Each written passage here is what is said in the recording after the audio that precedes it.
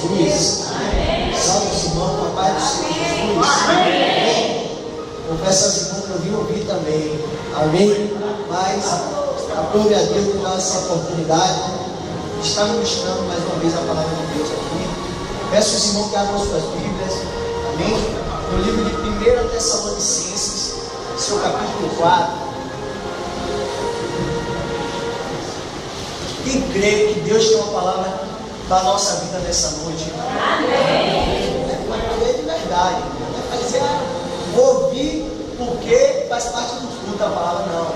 Porque Deus ele tem uma palavra reservada, preparada para o nosso coração. Amém? Como eu já falei, não te pensando em pregar nessa noite, mas eu creio que Deus ele é fiel e justo. Amém? Vou cortar essa Bíblia aqui na frente, porque aqui eu fico mais à vontade. Amém, gente? 1 Tessalonicenses, capítulo 4, seu versículo 16 em diante. Amém? Diz assim: porque o mesmo Senhor descerá do céu com alarido e com voz de arcanjo e com a trombeta de Deus, e os que morreram em Cristo ressuscitarão primeiro.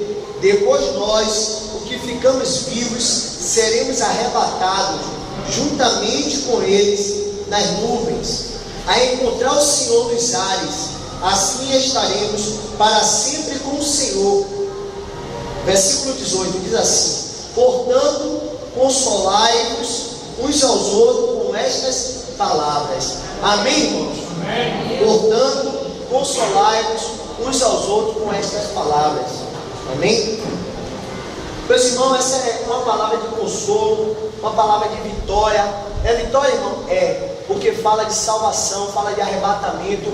É uma palavra que fala de esperança, que traz uma esperança para os nossos corações diante desse mundo tenebroso. É uma palavra que muitas das vezes tem deixado de ser pregada nas igrejas, por ser uma palavra de salvação, uma palavra que não traz promessa de bens materiais, coisas perecíveis. É uma palavra que ela traz algo que não é físico, que não é material, que é uma promessa de vida eterna.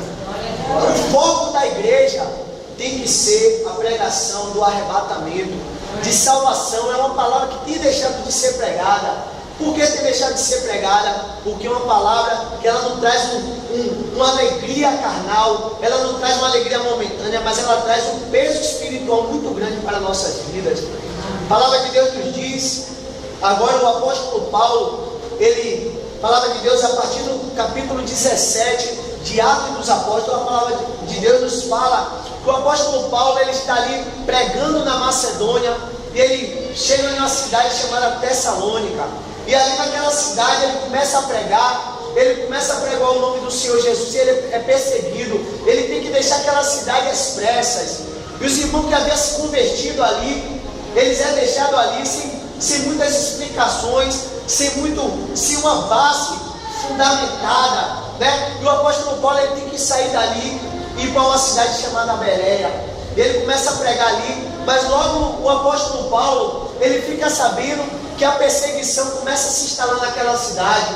A perseguição começa a acontecer porque os irmãos de Tessalônica eles abraçaram a fé com toda a força. Apesar do apóstolo Paulo ter pregado pouco tempo naquela cidade, o apóstolo Paulo ele ter falado pouco do nome de Jesus ali, mas o que o apóstolo Paulo trouxe foi algo que impactou a vida daqueles irmãos, algo que impactou a vida de cada um que estava ali. E o que é que acontece? Aqueles irmãos eles têm uma verdadeira convenção, eles se apegam à fé em Cristo com todas as forças, e quando eles começam a ser perseguidos, quando eles começam a ser perseguidos pelos seus compatriotas ali, pelos aqueles que faziam parte daquela sociedade, a esperança do coração deles, eles ficam confusos. Por quê? Porque o apóstolo Paulo ele não teve tempo de doutrinar aquela igreja. Aquela igreja era uma igreja com pouco tempo de fundada. A igreja de Tessalônica ela tinha sido fundada aproximadamente há 3 anos e meio. Era uma igreja nova, uma igreja que estava engatinhando no começo da sua fé. E o que é que acontece? Agora o apóstolo Paulo ele envia uma carta para ali, para consolar o coração dos irmãos e falar: olha, vocês estão passando por essa luta, vocês estão passando, mas olhe, há uma promessa. Vocês até perderam muitos dos seus entes queridos na perseguição, assim como nós fomos perseguidos, e vocês bem viram. Mas olhe só, há uma esperança, há uma consolação em Cristo Jesus. E agora, o que se passava na mente dos Tessalonicenses era: o apóstolo Paulo, ele pregou salvação, ele falou que Jesus ele vai voltar. E agora havia uma dúvida implantada nos corações: Jesus vai voltar, e esses que morreram, o que é que vai acontecer com eles? Esses que morreram, se Jesus voltar, eles já morreram, porque eles achavam que Jesus ainda voltaria naquela época, naquele tempo. E agora o apóstolo Paulo ele escreve e fala: olha, o mesmo Senhor, porque o Senhor ele descerá do céu com alarido e com voz de arcanjo e com trombeta de Deus, e os que morreram em Cristo, eles ressuscitarão primeiro. Depois nós, os que estamos vivos, seremos arrebatados juntamente com o Senhor nos ares, para encontrar com o Senhor. Olha, agora ele conclui no versículo 18 e fala assim: ó, consolai-vos uns aos outros com essas palavras.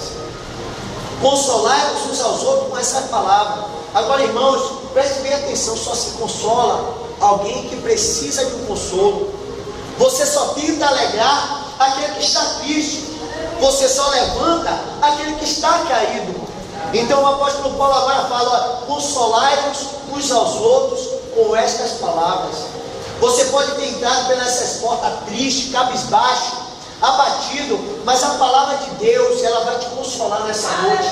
Você pode ter entrado aqui com o seu coração amargurado pela luta do dia a dia, mas o Senhor te trouxe aqui para te consolar, para te fortalecer e para te dizer que assim como você entrou aqui, você não vai sair, porque o Senhor ele vai te consolar. A palavra de Deus nos fala no capítulo 46 de Salmo, no Salmo 46, diz assim: o Senhor ele é o nosso refúgio e nossa fortaleza, socorro bem presente na hora da angústia. Não quer dizer que você não vai passar por luta, que você não vai passar por tribulações, mas que o Senhor ele é o nosso refúgio, ele é onde nós estamos seguros. Você pode até passar por dificuldades, você pode até passar por luta, mas o Senhor é o nosso refúgio e a nossa fortaleza. E agora o salmista fala mais: os reinos se embraveceram, as águas se moveram, as águas se embraveceram pela sua braveza, os montes se moveram, mas ele levantou a sua voz e a terra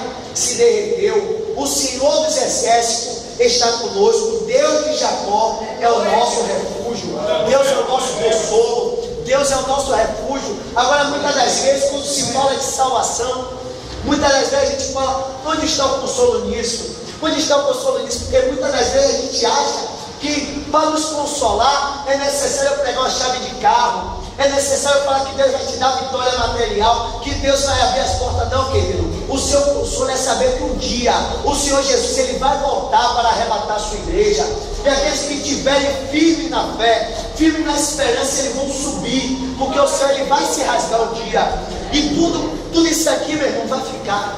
O carro do ano vai ficar, a casa boa ela vai ficar, mas o Senhor Jesus ele vai levar o povo lavado e remido pelo sangue do Cordeiro. Ele vai lavar o povo, porque o Senhor Jesus ele fala no capítulo 14 de João: olha, não se turbe o vosso coração, creia em Deus e creia também em mim. Na casa de meu pai há muita morada, se não fosse assim eu não vos teria dito: eu vou preparar lugar. Mas olha, eu vou preparar, e quando eu voltar eu vos levarei para que onde eu esteja vós também. A promessa é de vida eterna e de salvação. O consolo aqui não é saber que um dia o Senhor vai abrir as portas. O Senhor pode abrir as portas sim, se você tiver fé, mas é saber que um dia o Senhor ele vai voltar. E a palavra de Deus em Apocalipse, no seu capítulo 21, versículo 4, diz que Deus ele enxugará de nosso rosto todas as lágrimas. O consolo é espiritual, irmãos. Abra seu coração nessa noite, porque da forma que você entrou aqui, você não vai sair.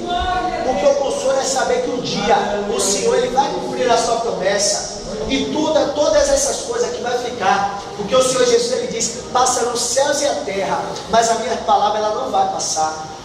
Ela não vai passar. A palavra de Deus também diz em Isaías 55: porque assim como a chuva e a neve cai do céu, e para lá não torna, antes que ela produza o fruto, assim será toda a palavra que sair da minha boca, ela não voltará para mim vazia. Então, se o Senhor disse que Ele vai voltar, Ele vai voltar. E como está a sua vida? É necessário que a gente faça uma reflexão. Se hoje o céu se rasgar, como está a sua vida com Deus? Como está a sua vida, irmãos? Que a gente prega que Jesus Ele vai voltar, e muitas das vezes a gente é uma conversa batida, passa na mente de muitos e fala: poxa, mas todos os dias eu ouço isso, que o Senhor vai voltar, que Jesus Ele vai voltar. Poxa, e por que Ele não voltou ainda? A palavra de Deus nos diz também, no capítulo de 2 Pedro, que Deus, Ele não retarda a sua promessa, que ainda que alguns a tenham por tardia, mas Ele é longânimo para com todo, não queremos que nenhum se perca. Ele não quer que nenhum se perca, por isso que Ele tem sido longânimo. Se Jesus voltasse agora, você iria subir? Faça uma reflexão. Se Jesus voltasse agora, como está a sua vida com Deus? Você está preparado para subir com o Senhor Jesus? Que a palavra de Deus nos diz que só há dois caminhos: o céu e o inferno. Aí a gente fala: poxa, palavra dura, irmão. Que palavra dura? Não, mas o inferno é uma realidade, assim como o céu é uma realidade. Você está preparado? Como está a sua vida com Deus? Tem uma frase muito conhecida que diz assim: você pode até viver sem Cristo, mas o problema vai ser se você morrer sem Ele. Se o Senhor te tomar agora, como está a sua vida com Deus? Faça uma reflexão, faça uma autoanálise. Como está a sua vida com Deus? Você está preparado para subir? Você está preparado para que quando a trombeta, o som da última trombeta tocar, você vai subir com Cristo? Meus irmãos, eu confesso, eu não preparei nada, mas o Espírito de Deus, Ele é que nos usa, Ele é que faz fluir a sua palavra. E Deus, Ele está me chamando para esse lado: consolai-vos uns aos outros com essa palavra. Muitos dizem: poxa, se Deus é comigo, por que eu estou passando essa situação? Se Deus é comigo, por que eu sofro tanto? E a palavra de consolo para a sua vida é que essa terra, o sofrimento que hoje nós passamos, é passageiro e vai passar. Nossa vida aqui é simplesmente uma caminhada, uma peregrinação. Isso vai passar, irmãos. Agora, há uma vida eterna, uma vida depois dessa daqui, depois dessa vida passageira, dessa vida momentânea, há uma vida eterna. Agora, quem decide para onde você vai é você. Você quer passar sua vida eterna onde? Ao lado de Cristo? Então é necessário que você se prepare para isso, que você abra seu coração para que Cristo Ele possa fazer uma mudança em você. E essa palavra não é só para os que estão aqui, não são servos de Deus, não. É para mim, Ricardo, e para todos que estão ouvindo, crentes, servos de Deus, que se professam servos de Deus ou não. Essa palavra é uma palavra para que eu e você coloque a nossa vida no altar. Coloque a nossa vida no altar, porque Jesus Ele pode voltar a qualquer momento e conquistar a sua vida. Tem palavra que é pregada, a gente dá glória, a gente se alegra, isso é bom, mas essa palavra é para mexer com o seu íntimo, de verdade, é para mexer aqui dentro, para que você tente entender que a vida eterna é uma realidade. Jesus Ele vai voltar. Muitas das vezes a gente vem aqui para ouvir uma palavra. Eu vou lá porque o pastor vai ministrar. Eu glorifico a Deus na vida do meu pastor, porque muitas das vezes pregou, determinou a palavra e ela aconteceu. Mas só, meus irmãos, não acontece só as palavras de vitória, não. As palavras, os ais, os castigos que está aqui escritos, está aqui, irmãos. Está aqui. Assim como a palavra de vitória ela é ministrada, e aquele que toma posse, ele recebe a vitória. Assim também a palavra de vida eterna. Jesus, Ele vai voltar. É uma realidade. Não deixe de crer. Não deixe que a luta desse mundo sufoque a fé que há em você. Faça com que você perca o foco. E o foco da igreja não é simplesmente pregar vitória financeira. Não é simplesmente pregar uma vitória material, mas uma vitória espiritual, que Jesus Ele irá voltar para nos buscar. Mas ele não vai voltar para buscar só a igreja, a Atos dos Apóstolos, a Assembleia de Deus. Ele vem para buscar um povo lavado e remido no sangue do Cordeiro. De todo tempo esteja alvo as suas vestes, e nunca pode sobre a sua cabeça o óleo. O óleo ele não pode faltar, porque o óleo é a presença do Espírito de Deus em nossa vida, é o selo. O Espírito de Deus ele é tido como selo e penhor. O que é o penhor, irmãos? O penhor era, o que acontecia? O apóstolo Paulo ele escreve a igreja, tanto a igreja de Coríntios como a igreja de Efésios, e ele fala sobre o penhor e sobre o selo do Espírito. Ele fala, ele traz uma ilustração e fala que o Espírito Santo ele é o selo de Deus e o penhor de Deus. O que é que acontece? Naquela cultura, o comércio era feito através do mar, o comércio era feito marítimo. O que é que acontece? As águas do mar Egeu banhavam todo o Mediterrâneo. E o que é que acontecia? Os homens de posse, os homens que tinham dinheiro, eles viajavam de muito longe para comprar madeira, para comprar especiarias e outros artigos. E principalmente na cidade de Éfeso e Corinto, que eram cidades portuárias, e que o comércio ali era um comércio muito forte.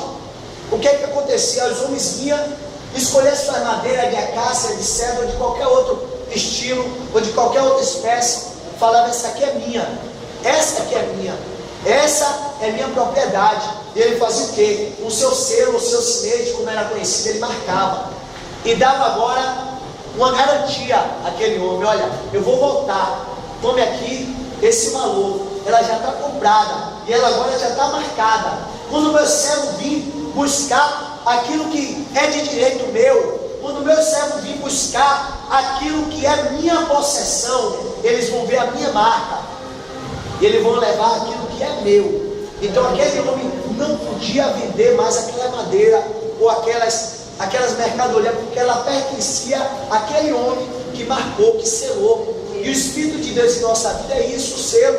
É a nossa garantia que um dia o Senhor vai voltar para nos buscar. Haja vista que alguém pensa que o Espírito Santo só está aqui para ministrar, eu falar em línguas, eu profetizar, eu dizer que Deus ele vai te dar vitória. Não, meus irmãos. O Espírito Santo é o selo, é a marca de Deus em nossa vida, é a garantia que o Senhor um dia vai voltar para buscar o seu povo.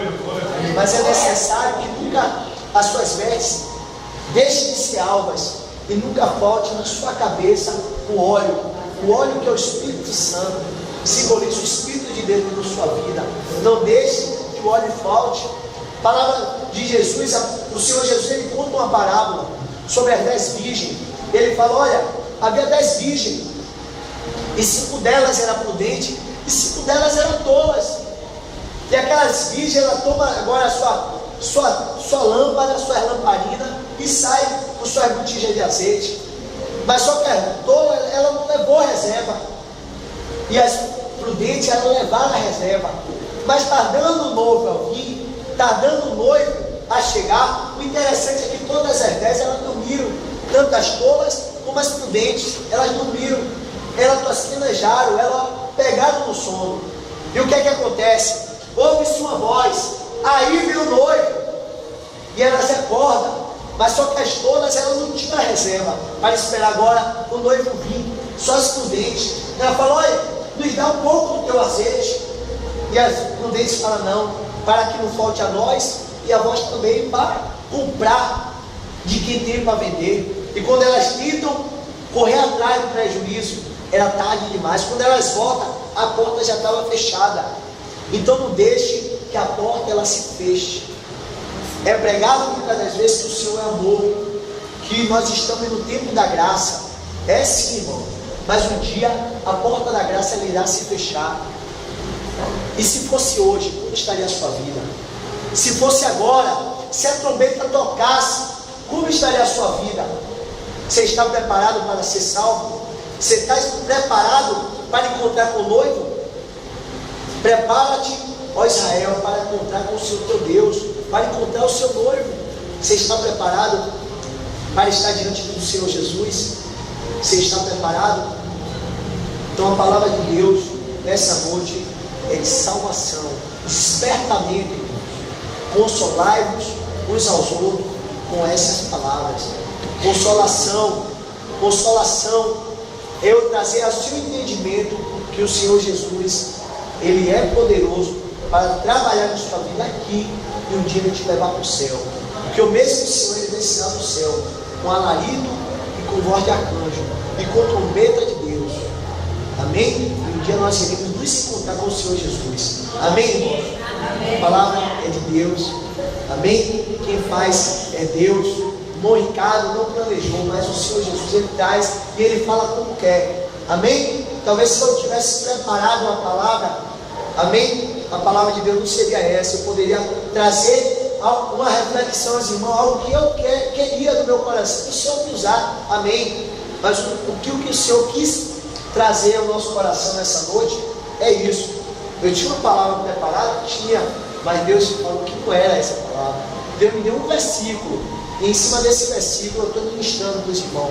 O consolo que Deus te quer que você tenha, não é a confiança que vai ter o carro zero, não é que Deus Ele vai abrir as portas, não é que seu esposo Ele vai voltar, porque infelizmente, irmãos, a gente crê que Deus Ele é poderoso para nos dar vitória. É sim, Ele é poderoso, mas a verdade é que de todos que estão no nosso meio vão ter suas orações respondidas. É duro se falar isso, mas nem todos em nosso meio vão ter todas as suas orações respondidas. Nem todos que estão aqui buscando a Deus terão todas as respostas para todas as perguntas, irmãos, porque tem coisa que Deus Ele quer fazer. E se a resposta de Deus seja não, for não para a sua vida, você está orando pelo seu esposo, pela conversão dele, e se a resposta de Deus for não, você ainda irá servir ao Senhor Jesus? Porque a gente tem que saber qual é o nosso foco, se é buscar bênção ou abençoador. Tem pessoas que têm um desejo louco de ter um carro, de ter uma casa nova, e se o Senhor falar que é não, que você vai ficar até o final do seu dia com o que você tem, e aí você está disposto a servir a Deus mesmo assim? Você serve a Deus pelas bênçãos, ou porque Ele é Deus em sua vida, ou porque você o ama? Você está servindo a Deus por quê? Qual é seu foco, irmão? Infelizmente, é duro pregar isso, é duro falar isso, mas de todos, irmão, teremos todas as respostas. Amém? Teremos todas as vitórias a qual nós estamos procurando, a qual nós estamos pedindo. E aí, se a resposta de Deus para a sua vida for não, você ainda irá servir a Deus? Faça uma reflexão. Amém? Se nós estamos buscando a bênção ou abençoador. Amém, gente? Deus é a fonte de águas vivas. Então é essa fonte que tem que brotar aqui dentro. Porque o carro bom, ele pode não vir. Amém? A casa boa, ela pode não vir. Mas se o Senhor Jesus, Ele for o Senhor da sua vida, nada dessas coisas vão te faltar. Amém? Se o Senhor, Ele reger a sua vida, Ele for o Senhor da sua vida, nenhuma dessas coisas vai te fazer falta. Porque Deus, Ele vai completar. Amém? Tudo que falta. O vazio que muitas das vezes há no nosso coração tem o tamanho certinho de Deus. Não é o carro que preenche, não é a casa que preenche, não é a condição, não é a felicidade que aos nossos olhos é material, preenche, não. A felicidade verdadeira é ter a presença de Deus em nossa vida. Amém? E até aqui me ajudou o Senhor. Agradeço a minha oportunidade. Amém?